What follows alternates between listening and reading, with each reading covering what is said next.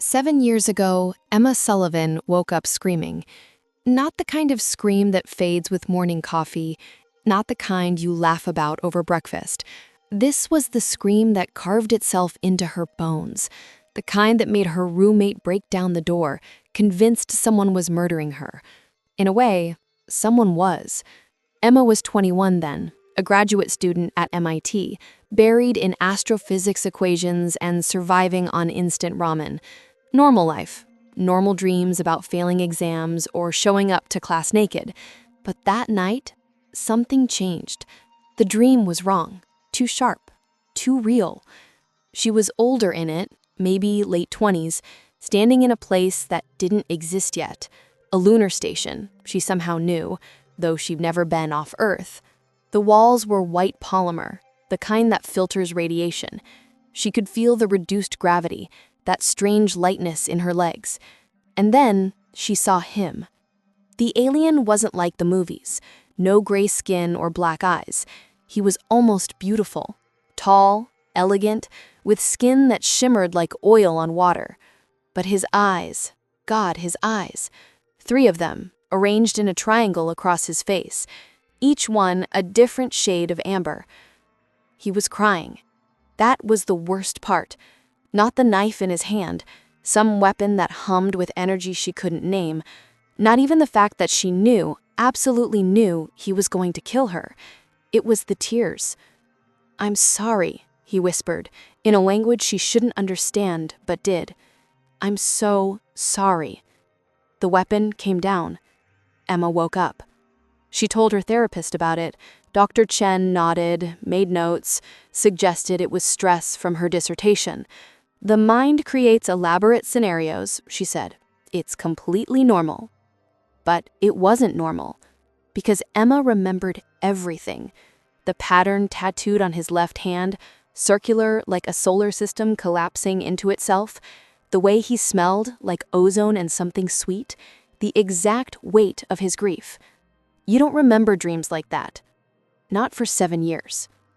Yet here she was, 28 now, working on the lunar gateway station, and still waking up some nights with phantom pain in her chest where the weapon had struck. The day Kaelor arrived on the station, Emma was elbow deep in a failing life support system. "Oxygen recycler shot," she muttered into her calm. "I need a bioengineer down here before we're all breathing our own CO2. "New guy's on his way," Control crackled back. "Just transferred from the Andromeda project." Emma groaned. Great. A newbie who'd probably never worked in low gravity, who'd slow her down, who'd... Dr. Sullivan? She turned and froze. The alien standing in the doorway was tall, elegant, with skin that caught the light in strange ways. 2 eyes, brilliant amber, warm as honey. No third eye. Just 2. But something in her chest tightened anyway. "Kaelor," he said, extending a hand. "Bioengineer. I understand you're having trouble with organic filtration systems?"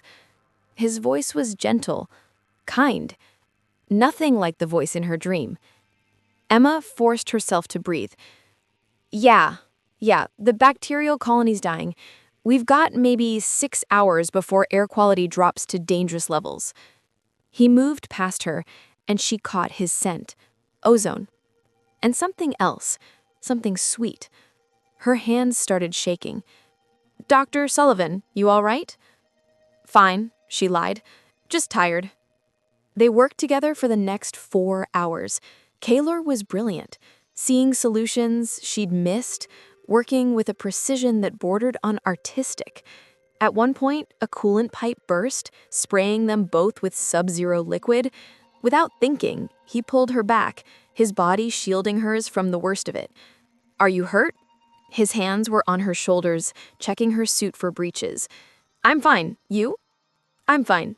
He smiled, and it transformed his face. "Though I think we both need showers." Emma laughed. I couldn't help it. And something about that laugh felt dangerous, like stepping off a cliff.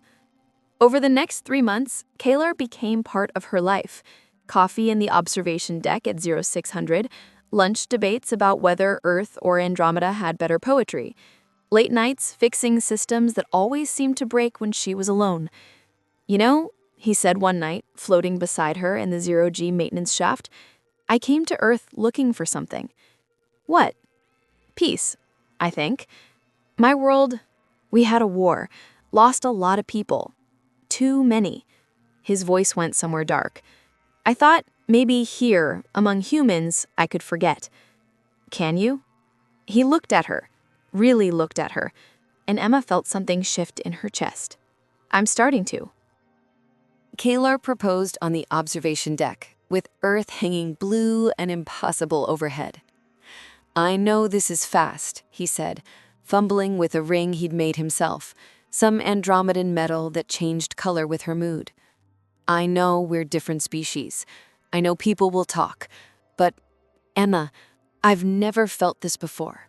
This certainty." Emma's hands were shaking.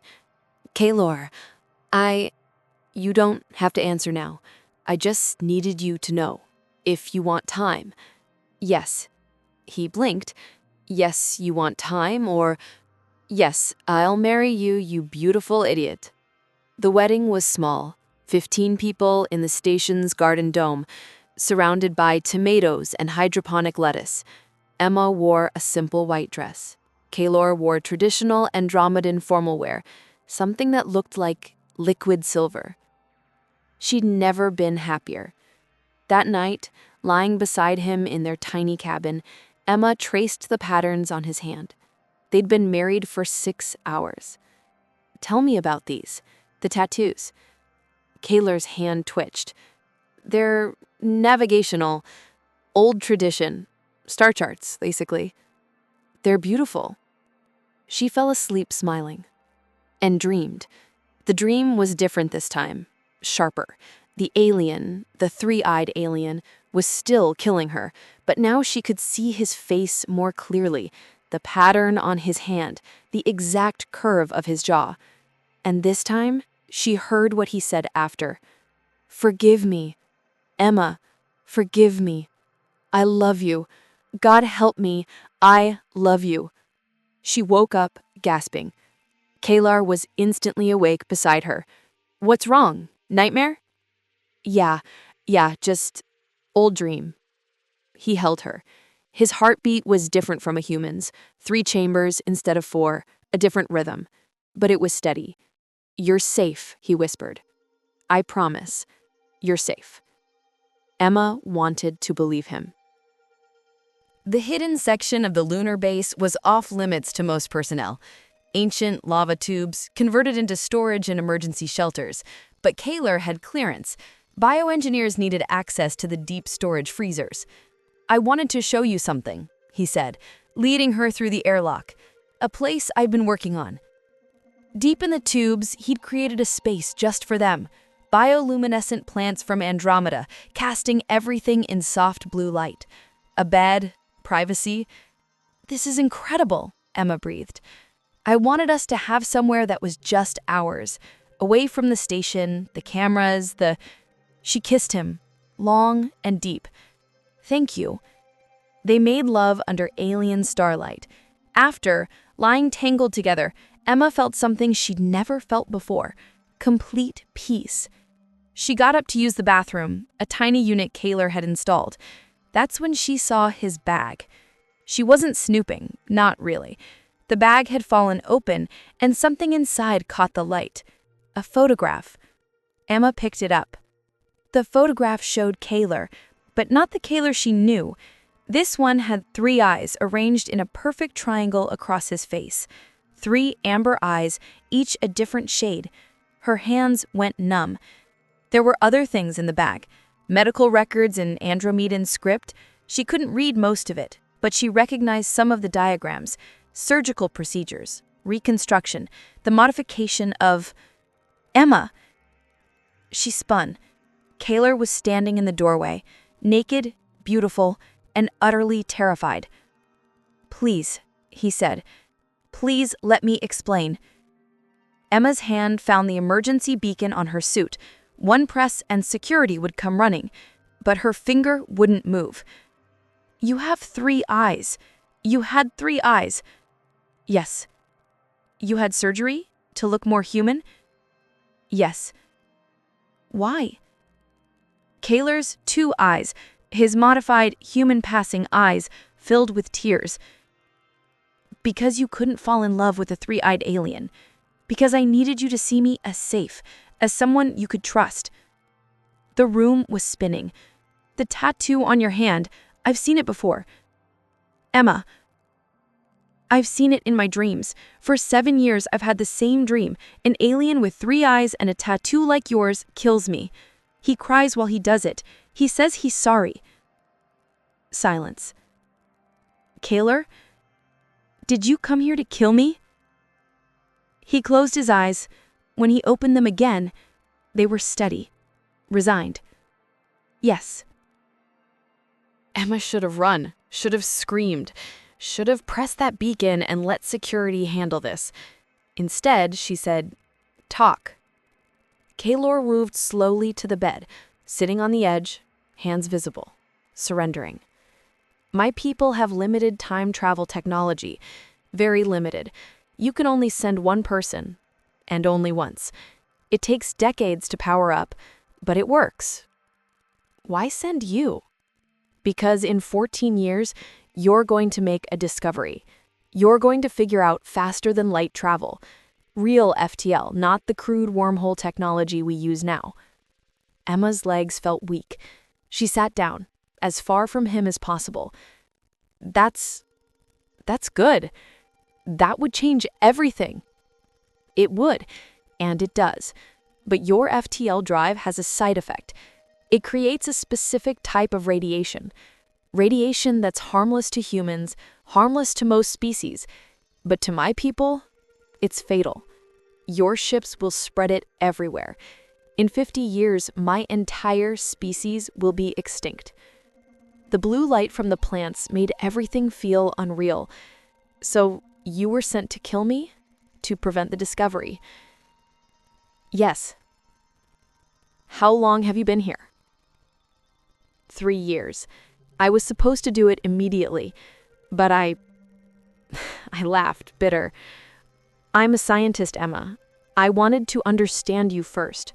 Understand what kind of person could doom an entire species. So I watched you, studied you, learned everything about you.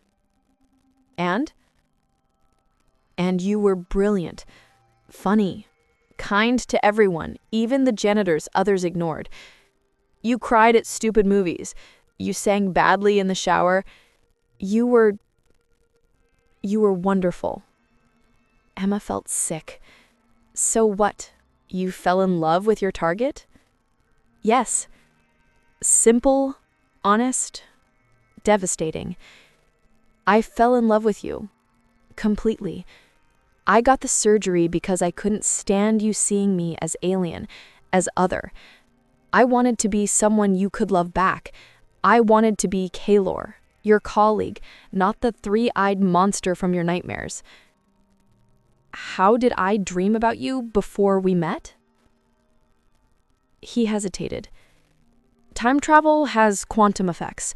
Sometimes the future bleeds into the past.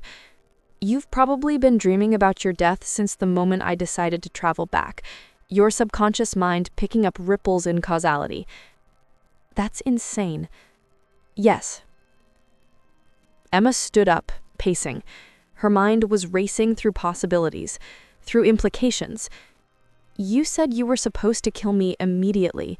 It's been 3 years. What happened? I couldn't do it. Month after month, I'd plan it. Make the weapon ready, get you alone, and I couldn't. So I did something worse. What? I made you fall in love with me. I told myself I was buying time, finding another solution. But really, I just wanted more time with you, even if it was built on a lie. Emma's laugh was sharp, painful. So this whole thing, the courtship, the proposal, the wedding, it was all manipulation? At first, maybe. But Emma, I married you. That ceremony meant something to my people. It's binding. eternal. I married you knowing it might mean the death of my species. I married you because I love you more than I love my own life." "That's not romantic," Emma shouted. "That's horrifying. You made me love you so I'd what? Be easier to kill? Be more guilt-ridden if you failed?" "No, I made you love me because I'm a selfish bastard who wanted to be loved. I wanted to be more than an assassin, more than a soldier. I wanted to be your husband." Silence crashed between them. Finally, Emma said, "The dream always ends the same way. You kill me." "I know. Is that still the plan?" Kaelor reached into his bag. Emma tensed, but he only pulled out a weapon, the same humming blade from her nightmares. He held it out to her. "No," he said. "You kill me." Emma stared at the weapon. It was beautiful in a terrible way, pulsing with energy that made her teeth ache. "I don't understand." Kaelor kept his hand extended. "If I'm dead, the timeline changes. My people can't send another assassin. We only had power for one trip. You'll live. You'll make your discovery. My species dies, but at least you survive." "You want me to murder you?" "I want you to have a choice. I took everything from you. Your autonomy, your trust, your ability to love freely. This is the only thing I can give back." Emma's hands were shaking. "This is insane. I can't." "Or option 2, you let me live. We tell no one. You abandon your research, go into a different field. Millions of humans suffer in the future because they never get FTL travel, but my people survive, and we get to be together. Those are both horrible options." "Yes." Kaelor's face was calm, accepting. "I'm sorry. I destroyed the future the moment I fell in love with you. Now we're both trapped in an impossible choice." Emma took the weapon. It was lighter than she expected, warm in her hand. "There's a third option," Kaelor said quietly. "I can kill you, like I was supposed to. My mission succeeds, my people live, and I spend the rest of my life knowing I murdered the only person I've ever loved. You couldn't do it before." "No, but now you know the truth. Now you'd fight me, hate me. It might be easier." Emma laughed. It came out broken. "You really think this is easier?" "I think nothing about this is easy. I think I've destroyed both of us." She raised the weapon. The humming intensified, sensing her intent. She could do it. One strike and this nightmare would end. Kaelor would die, her species would thrive, and she'd only have to live with the guilt of killing her husband for the rest of her life. Simple. "Tell me something," Emma said. "In the timeline where you kill me, where you complete your mission, what happens to you?" Kaelor's expression flickered. "I go home. I'm welcomed as a Shuro." "Do you?" "What? Do you really go home? Or do you put that weapon against your own heart the moment I'm dead?" Silence. "That's what I thought," Emma said. She lowered the weapon. "We're not doing this. Either option. I refuse." "Emma, there's no other way." "Shut up. Let me think." She paced the small room, her mind moving through equations, through possibilities. Astrophysics, causality, time travel, FTL theory. "You said my FTL drive creates radiation that kills your people." "Yes, but you don't know exactly how my design works yet, because I haven't created it." "Right. What if I modify the design? What if there's a way to create FTL travel without the deadly radiation? Or with shielding that protects your species?" Kaelor stood up slowly. That's theoretical. It could take years, decades. So what? We've got time. You said I don't make the discovery for 14 years. That's 14 years to find a solution. It might not be possible. It might be.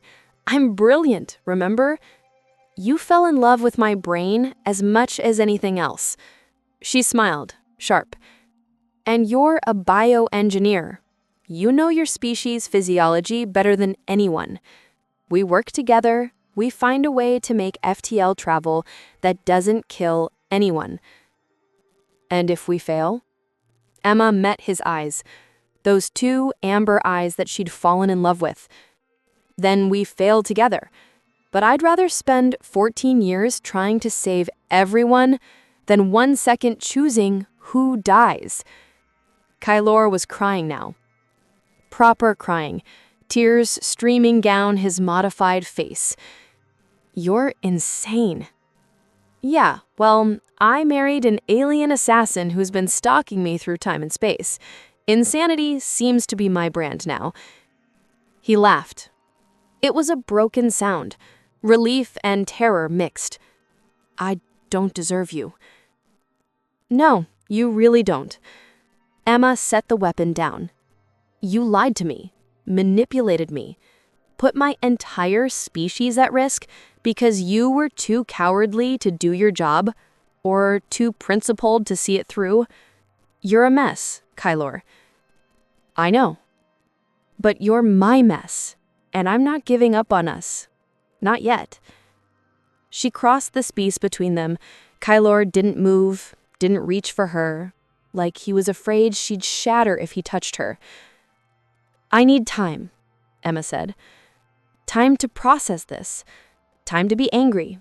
Time to figure out if I can actually forgive you for the lies. I understand. But I'm not leaving you. I'm not killing you. And I'm not letting you kill yourself out of noble stupidity. What are we going to do? Emma picked up the photograph of his three-eyed self. First, you're going to tell me everything about your people, their biology, their weaknesses, their strengths, everything. Then, we're going to start researching. We're going to find a solution to FTL travel that doesn't doom anyone. And if we can't? She met his eyes. Then we'll face that choice when we come to it. Together. The laboratory was deep in the lunar base, shielded from prying eyes. Emma stood at the whiteboard, covered in equations that would have looked like madness to anyone else. Try it again, she said. Kaelor adjusted the prototype, a small device no bigger than a shoebox. Radiation shield at maximum. Running test sequence. The device hummed. Numbers scrolled across Emma's screen. She held her breath. Radiation levels? 0. Emma, it's 0. The Andromedan specific frequency isn't appearing at all. She let out a breath she'd been holding for 4 years. We did it. Kaelor looked up, and his face, still modified, still two-eyed, though Emma had told him she'd love him regardless, was transformed with hope. We actually did it. Of course we did. I'm brilliant, remember? He laughed and pulled her close. Emma let herself melt into him, feeling the strange rhythm of his three-chambered heart. I contacted my people last week, told them what we're working on, told them to cancel any future plans they had for your assassination. What did they say? They said I was a traitor and a failure. Emma pulled back to look at him. I'm sorry. Don't be. They also said if our solution works, I'll be welcomed home as a hero instead of as an assassin. Funny how that works. Redemption through science. I like it. They stood together, watching the prototype hum and spin, creating the impossible, a future where both their species could survive. Hey, Kaelor, Emma said. Yes? That dream I used to have, the one where you kill me.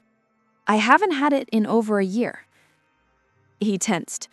Is that good or bad? I think it's good. I think it means we change things. The future we were heading toward, it doesn't exist anymore. What exists instead? Emma smiled. I don't know. We'll have to wait and see. Kaelor kissed her forehead. You know, I came back in time to kill you. I'm aware, but I think maybe I came back to save you. To save both of us. From what?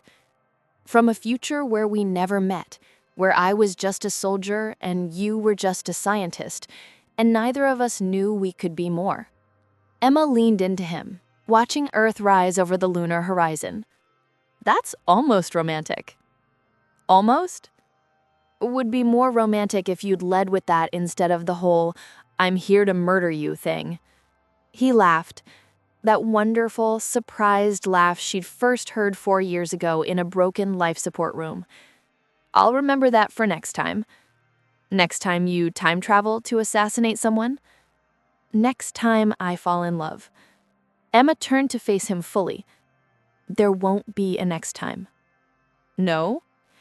No, because you're stuck with me. This life, this timeline, this impossible, insane, beautiful disaster we've created. Kaelor cupped her face in his hands, the same hands that were supposed to kill her, that had instead built a laboratory, a life, a future. I can live with that, he said. They kissed, as the prototype hummed behind them, rewriting causality one equation at a time. Sometimes the future can be changed. You just need enough love, enough stubbornness, and enough faith that maybe, just maybe, you don't have to choose between saving yourself and saving the person you love. Maybe you can save everyone.